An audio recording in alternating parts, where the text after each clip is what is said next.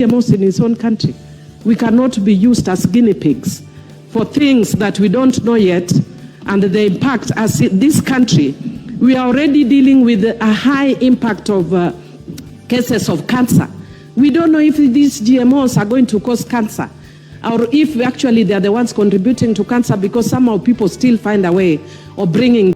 Can Kenyans really say for sure they've never consumed GMO products? And the answer to this question for me is a no. And I want you to stay tuned and watch this video till the end. Get to know why I'm saying that. So, before I can start by talking about exactly what forms the basis of this discussion today, please, if you've not subscribed to our channel, click the subscribe button below. Promote us. Please also write us a comment. Let us know exactly where you're watching us from. And also, please leave us a like so that YouTube can actually recommend our video. So now, I want to talk about GMOs. This is a very hot discussion in Kenya. So much uncertainty and people not being sure whether they have ever consumed this GMO or not. And even the question is not about whether they consumed this GMO or not. It is about the safety of consuming the GMO. But there's something I want to bring to the attention of Kenyans here. I don't think, and I cannot say that we've never consumed GMOs before in Kenya. And this is why. A couple of years ago, I will leave this video for you to watch after I've told you the story and after I've spoken a little bit about the issue. So now, a couple of years ago in Zambia, government officials reacted to GMO maize that was being exported by America to Zambia. And they were actually saying that they don't want that GMO maize into the country. And actually, I think the maize was diverted to some other countries, which they didn't say which countries they were. But that is GMO maize did not end up in Zambia.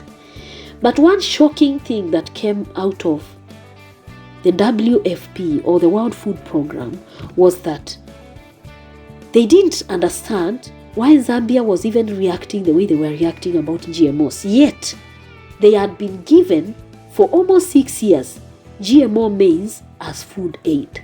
I will leave you for this. These are not my words. I will just leave you with the video for you to watch for yourself. So now, my people, the question I'm asking here today is, can Kenyans confidently say they have never consumed GMO? And me, I think the answer to this question is a no. Because if we've talked about corruption in so many sectors, we've had so much maize, like we've had an era of maize scandal that we cannot even explain how many times we've had to listen to our mainstream media talk about GMO, talk about maize scandal. Another thing that I think we may have consumed this GMO is that we've received a lot of food aid from WFP.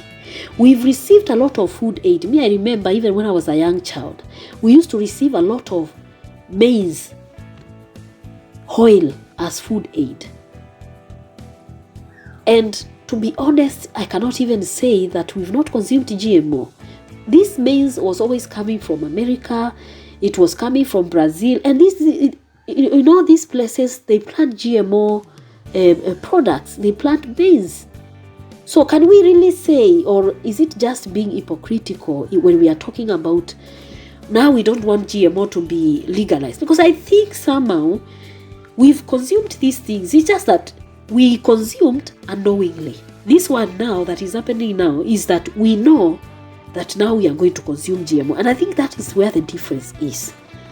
And I think for me, I wouldn't say that it is the best thing that can happen to us or it is the worst thing that can happen to us. But I tend to think we may have consumed these GMOs before unknowingly as Kenyans. Because the way our borders are, they are so porous. We don't even know. We keep importing maize. We kept importing a lot of maize from Tanzania. We kept importing a lot of maize. We don't know what these other countries, the kind of food they are giving us. We don't know whether it's GMO or not. We are not even in a position to test to see whether this unga ya ugali that we've bought is GMO or not. So we don't know. That's what I can just say. For me, I would say that there's usually this saying that people say, what you don't know will not kill you. This is what I think I found it more common with Nigerians. But that's what they tend to say most times. For me, before I can leave you this video to watch, I can only say one thing. I think that we've already consumed this GMO before. It is just that now they are coming out truthfully to tell us we have to consume it. And now that people know we are going to consume it, it is just about the amount of volumes that are going to be let into the country and how it is going to affect the people that are doing production of maize in Kenya. But as to whether we've consumed this GMO before or not, I tend to think 99% is that GMO maize has been consumed in Kenya before. And that I can say for sure. I don't know what you think, but you can leave us a comment below. Let's know what you think. And yeah, watch this video to see for yourself and tell me really whether you think we've not consumed GMO maize. Accepting the GM food aid and for finding alternatives. My answer to you, the crisis is critical. We must face it. We must appeal to those that have non-GMO. We must go to our other varieties, millet, sorghum, cassava, to feed these people on. There's no doubt the government is facing a huge challenge. But for America to force GMO on underdeveloped countries, we say no. We know how powerful they are, but they cannot be as powerful as to force us to swallow. Not our pride, but food that we are suspecting will be dangerous to our bodies. The food program, which brought the maize into the country, didn't tell it the maize was genetically modified. The government only found out after the maize had arrived. Ladies and gentlemen, in August, it called a public meeting to work out what to do. We, as a government, are sensitive to the plight of our own people because we belong to those people and can never, ever risk, deliberately or otherwise, risk the lives of our own people. There was immense pressure to make a decision quickly. Ships with more GM maize were already on their way from America. Zambians were warned that if they didn't take it, someone else would. I would urge that a decision on this issue be made expeditiously, or some 42,000 tons of U.S. supplied maize, which is currently en route to Zambia, will have to be diverted to other countries. Already angry that GM maize had been brought in without their knowledge, the next revelation only heightened tensions.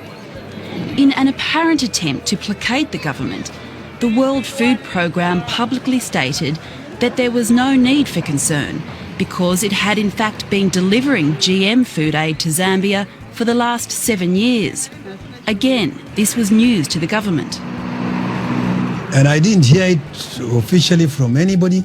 I just heard one official of the World Food Programme bragging around saying, after all these people, we've been feeding these people on GMO for the last 7 years. I was very angry about that.